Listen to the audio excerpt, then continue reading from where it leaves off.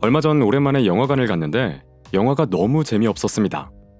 1시간쯤 보다가 도저히 참지 못하고 친구에게 말했습니다. 야, 그만 나가자. 친구가 대답했습니다. 미쳤어? 영화 티켓값으로 10,000원 쓰고 이미 반이나 봤는데 아깝게 왜 나가? 재미없는 영화를 보는 게 오히려 시간 낭비라고. 돈은 이미 날라간 거고. 아니, 난 볼 거야. 친구는 언짢은 얼굴로 스크린을 노려봤습니다. 다른 친구 한 명은 몇 년 동안 문제가 많은 연애로 괴로워하고 있었습니다. 그의 여자친구는 자주 거짓말을 했는데 친구가 거짓말을 알아차리고 헤어지려고 할 때마다 여자친구는 후회한다며 용서를 구했습니다. 친구는 매번 자신을 달래며 그녀와 다시 만났죠. 도대체 왜 헤어지지 않느냐고 묻는 저에게 친구는 이렇게 말했습니다. 이미 그녀와 잘 지내기 위해 너무 많은 열정과 시간을 쏟아부었어. 지금 와서 그만두는 건 내 노력이 헛수고였다는 걸 인정하는 거잖아. 두 친구 모두 매몰 비용의 오류에 걸려든 것입니다. 이미 지불한 비용이나 시간이 아까워 다른 합리적인 선택을 못하는 것을 매몰 비용의 오류라 하죠. 우리는 일상에서 수시로 이 오류에 빠집니다. 스마트한 생각들에서 저자 롤프 도벨리는 우리가 빠지기 쉬운 심리 오류를 소개하는데요. 이 오류를 아는 것만으로 인생을 망하게 하는 선택을 바꿀 수 있습니다. 제가 가장 중요하다고 생각하는 3가지 오류를 소개해 볼게요. 첫 번째로 매몰 비용의 오류를 좀 더 살펴보죠. 투자자는 매몰 비용에 빠지기 쉬운 대표적인 희생자입니다. 그들은 주식 매매를 결정할 때 주식을 산 가격에 맞춰서 방향을 정하죠. 내가 산 가격보다 비싸야 주식을 팔려 하고 낮으면 버팁니다. 하지만 매입 가격은 이미 지불한 가격입니다. 지금 주식 가격이 낮아도 앞으로 주가가 내려갈 것 같으면 지금 팔아야 하죠. 미래에 대한 예측은 누구나 틀릴 수 있습니다. 투자자도 마찬가지죠. 그러나 매몰 비용의 오류에 빠지면 이 사실을 쉽게 인정하지 못합니다. 진행 중이던 어떤 프로젝트를 중단하려 할 때 우린 한 가지 문제에 부딪힙니다. 과거에 내가 내린 판단이 잘못됐다는 것을 인정해야 한다는 거죠. 어리석은 사람은 자신이 틀렸다는 현실을 마주하지 않기 위해 무의미한 프로젝트를 계속 이어나갑니다. 반면 현명한 투자자는 자신이 틀렸다는 것을 받아들입니다. 매입 가격과 상관없이 앞으로의 주가 변동을 보고 주식을 팔거나 유지하죠. 돌아가기에는 너무나 멀리 와버렸다. 나는 이미 영화를 반 이상 봐버렸다.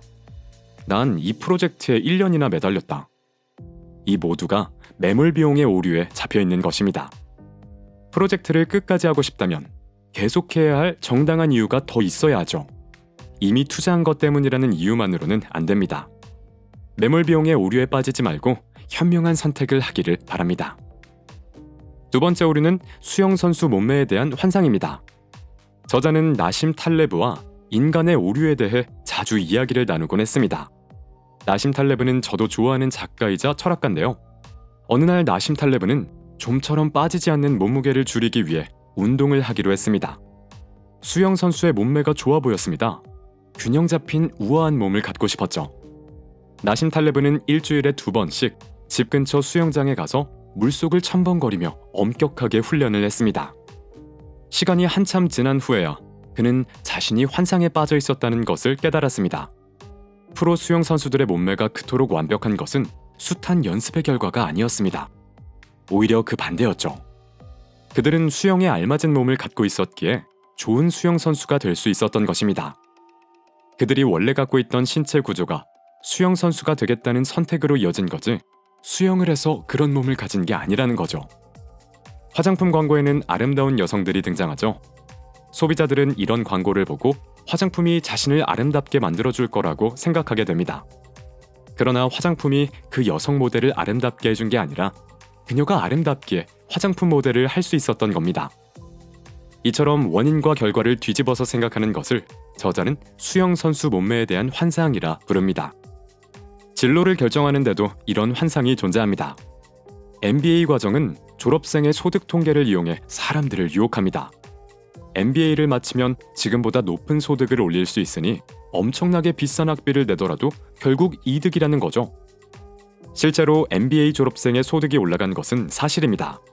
그런데 그게 MBA 학위 때문일까요?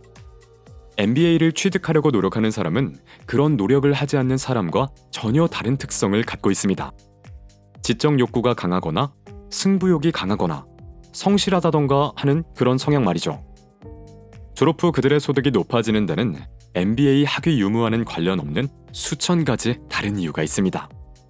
그런데도 많은 사람들이 MBA 광고에 현혹되어 시간과 돈을 낭비하죠. 중요한 결정을 앞두고 있다면 결과만 보고 판단하지 마세요. 결과의 원인이 무엇인지를 제대로 보고 결정하세요. 세 번째 오류는 확증 편향입니다. 오류 중에서도 가장 유명하고 가장 강력한 오류죠. 확증 편향이란 내가 갖고 있는 가치관, 이론에 맞는 정보만 받아들이고 반대되는 정보는 걸러내는 것을 말합니다. 점쟁이는 당신에게 이렇게 말합니다. 다음 주에 당신은 서글픈 순간들을 겪게 될 겁니다.